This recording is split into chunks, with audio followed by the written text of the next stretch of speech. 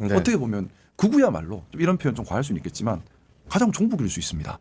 북한과 가장 똑같은 사회를 지향하고 있는 것일 수도 있습니다. 사실 이번에 비상계엄 사태는 진영의 싸움이 아닙니다. 민주주의가 무너질 뻔한 민주주의 대 반민주주의의 싸움이었습니다. 이번 대통령 탄핵에 찬성의 입장을 냈던 김상욱 의원은 내란의 힘이라는 조롱과 비아냥을 듣는 국민의힘 가운데 그래도 깨어있고 소신 있다는 평가들을 국민들로부터 받고 있습니다. 그는 한 진보 유튜브 채널에 박지원 민주당 의원과 함께 나와서 현재 보수가 처해진 상황에 대하여 이야기하며 보수인가 극우인가 하는 화두를 던지고 있습니다. 보수와 극우는 다르다. 국민의힘은 지금 극우로 가고 있다. 극우는 우리 사회에서 없어져야 할 대상이다. 라며 신랄하게 비판하고 있습니다. 그는 윤 대통령에 대해서도 비상계엄은 국민들을 지키기 위해서 쓸 수 있는 최후의 방법인데 아마도 독재를 하려 한 것 같다고 말하며 대한민국 정치가 심각한 붕괴 국면에 초입해 있다고 진단하고 있습니다.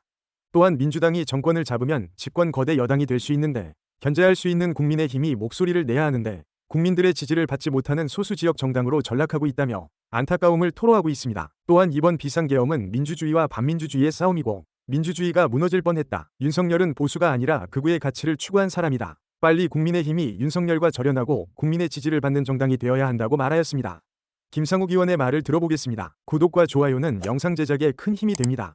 얘기 들어보니까 김상욱 의원을 이제 일반 우리 구독자들이나 시청자들 같은 경우에는 굉장히 응원하는 반면에 또 개인적으로는 이렇게 험담을 하는 문자들을 많이 받으셔가지고 그 굉장히 마음이 불편하실 것 같아요.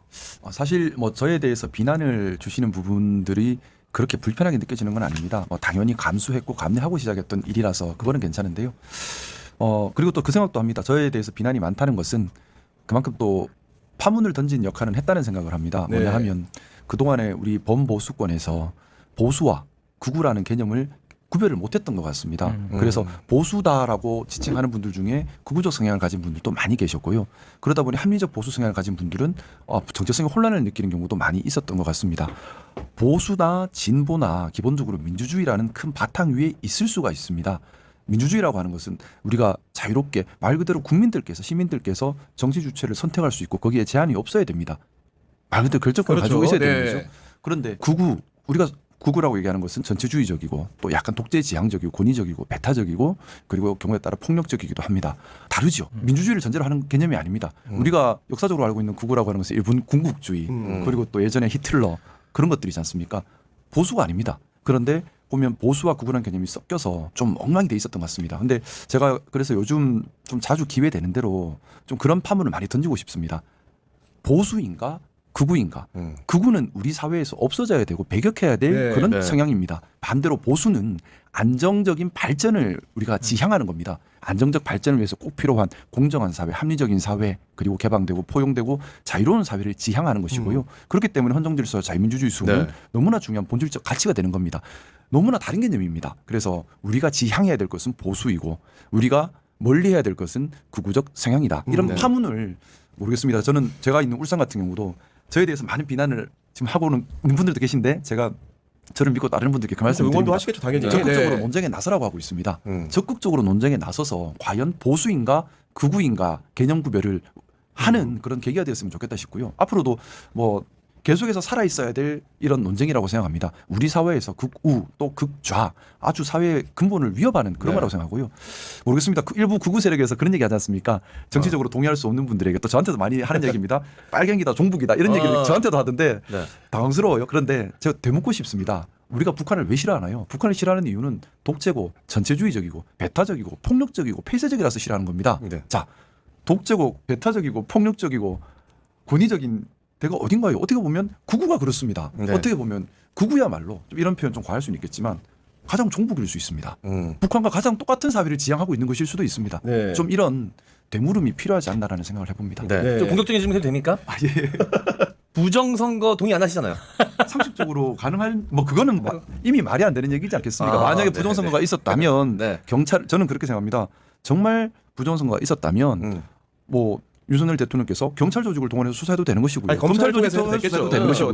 그것도 못 믿겠으면 국회의원들을 통해서 문제 제기해도 되는 겁니다. 또한 뭐 사무총장이든 누가 됐든 임명권에도 영향을 행사할 수 있는 것이고요. 충분히 다른 방법이 있었고 또 다 떠나서 부정선거가 있다고 해서 비상계엄을 할 수는 없는 겁니다. 왜냐하면 비상계엄이라고 하는 것은 국가가 국민을 지키기 위해 마지막에 할 수 있는 최후 수단입니다. 오직 국민들을 위해서만 쓸 수 있는 최후의 수단이고 그렇기 때문에 전시 상태 또는 이에 준하는 상태만 쓰는 것이고 지금 드러나는 내용을 보면 부정선거가 아니라 뭐 저는 그렇게 생각합니다. 독재를 하려고 했던 것 같습니다. 윤석열 대통령이 네. 그렇기 때문에 이것은 진영의 문제가 아니라고 저는 보는 거예요. 사실은 그 국회의원이 되기 전에 변호사로서 생활을 오래 하셨기 때문에 그리고 당에도 법조인 출신들이 많이 있잖아요. 네네. 뭐 적어도 다른 거에 다 떠나서 조사에는 응해야 되지 않겠냐라는 의견이 좀 있지 않습니까? 당내에도. 뭐 그거는 뭐 당연한 당이고요. 네. 근데 제가 사실 제가 정말 크게 우려하는 부분은 조금 결이 다른 부분이 있습니다. 뭐냐 하면 저희 존경하는 우리 박지원 선배님 계시지만은 저는 대한민국 정치가 지금 심각한 붕괴 국면 초입에 들어왔다라고 생각해서 많이 우려스럽습니다.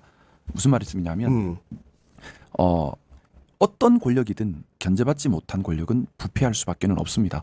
또 어떤 권력이든 두려운 존재가 없다면은 독주할 수밖에 없고요. 그렇죠. 네. 물론 대선 결과는 알 수 없겠지만 여러 가지 가능성을 볼 때 우리 이제 민주당이 거대 정당으로서 권력이 집중되고 있습니다. 또 경우에 따라 만약 민주당에서 대선 후보가 대통령이 된다면 집권 거대 여당이 될 수도 있겠지요. 그러면 이제 우리 정치의 가장 중요한 테마는 어떻게 거대화된 권력을 견제할 것인가로 갈 텐데 왜냐하면 국회에서 견제를 못하기 때문입니다. 그런데 아직 이제 22대 국회가 시작된 지 얼마 안 됐습니다. 어쨌든 이 구조로 3년을 더 가야 합니다. 그러면 현재 구조상으로는 가정입니다. 집권 거대 민주당이 되었을 때 그나마 견제의 목소리를 낼 수 있는 것은 국민의힘밖에는 그렇겠죠. 없는데 현실적으로는. 네. 그런데 국민의힘이 견제의 목소리를 내려면 조건이 있습니다. 첫째, 국민의 지지를 받아야만 가능한 겁니다. 그런데 지금은 국민의힘이 정반대로 가고 있습니다. 네. 그러면 결국 국민의힘이 국민의 지지를 받지 못하는 소수 야당이 되어버릴 수도 있습니다. 자, 그렇게 되면 견제 능력이 없겠지요. 견제 능력이 없게 되면 더 독주하고 더 독설과 더 폭력적이고 더 배타적인 방법으로 갈 수밖에 없다고 생각합니다. 그러면 이것이 경우에 따라 거대화된 가정입니다만 집권 거대 여당 민주당이 더 독주할 수 있는 이유가 되는 겁니다. 그러면 정치라고 하는 것이 저는 그렇게 생각합니다. 서로 대화하고 타협하고 조율하면서 뭔가를 만들어가야 하는데 상생 경쟁이 되어야 하는데 네. 제가 우려하는 것은 이제 거대화된 민주당은 이제 견제받지 않고 독주를 해버리고 독주를 시작하면 마찬가지로 내부 견제 기능도 약해질 수밖에 없을 겁니다. 권력은 모여가는 속성이 있으니까요. 국민의힘은 탈주를 하겠죠. 정부에서 완전히 벗어나서 그렇죠. 아예 다른 탈주를 경로로. 해버리면 네. 그러면 정치에 국민이 없는 겁니다. 국민을 위한 정치는 사라지고 이익과 집단을 위한 정치, 생존을 위한 정치만 살아남아서 서로 간의 극단의 정쟁 상태가 된다면 저는 이 상태가 지속되면 민주주의 붕괴 사태가 이런 위기가 또 네. 재발될까 너무 두렵습니다. 사실 이번에 비상계엄 사태는 진영의 싸움이 아닙니다. 제가 누차 말씀 올렸지만 민주주의가 무너질 뻔한 민주주의 대 반민주주의의 싸움이었습니다. 우리 선배 세대들이 피로써 정말 피로써 만들어 온 민주주의입니다. 6월 항쟁을 통해서 87년 헌법을 통해서 겨우겨우 만들어 온 민주주의가 이번에 무너질 뻔했습니다. 너무나 쉽게 무너질 뻔했는데요. 근데 이게 구조적인 위기가 더 큰 구조적 위기가 생기고 이걸 우리가 현명하게 풀어내지 못하면은 네. 앞으로도 이런 위기는 또 올 수 있다는 거죠. 네. 사실은 제가 저희 당에 몸담고 있으면서 너무나 안타깝고 속상하고 그리고 힘들지만 자꾸 목소리를 내는 것이 국민의힘이 국민의 지지를 받지 못하면 견제 기능을 잃어버리기 때문입니다. 저는 사실 이 부분이 가장 우려스럽고요. 저는 그렇게 생각합니다. 윤석열 대통령은 명백하게 민주주의에 반하는 독재를 네. 기획한 나쁜 사람입니다.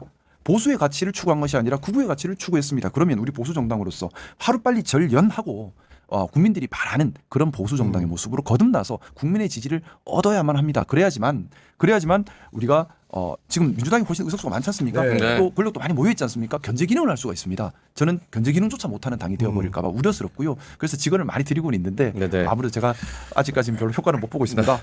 우리 김 의원께서 말씀하시는 게 다 옳은 얘기예요. 단 민주당이 집권을 하면 거대 여당으로서 독주 독재 이건 걱정하지 마세요.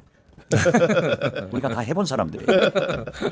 이런 깨어있는 의원이 국민의힘에 몇 명이나 되는지 참 한탄스럽습니다. 같은 당 안에 있는 사람이 이런 목소리를 내는 것은 결코 쉬운 일은 아닙니다. 그런 의미에서 김상욱 의원에게 박수를 보냅니다. 지금 국민의힘은 권영세, 권성동 체제를 구축하면서 윤석열의 비상계엄을 내란이 아니다라는 프레임으로 끌고 가고 있습니다. 망한 정당임을 스스로 인정하고 처음부터 다시 일으켜 세우기는커녕 죽었는데 죽지 않았다고 좀비가 되기를 자처하는 불쌍한 처지에 몰린 국민의힘. 국민의힘과 내란에 동조한 의원들은 국민들의 비난과 조롱을 받으며 역사 속에서 사라져야 하고 그렇게 되도록 국민들께서 심판해야 합니다. 시청해 주셔서 감사드립니다.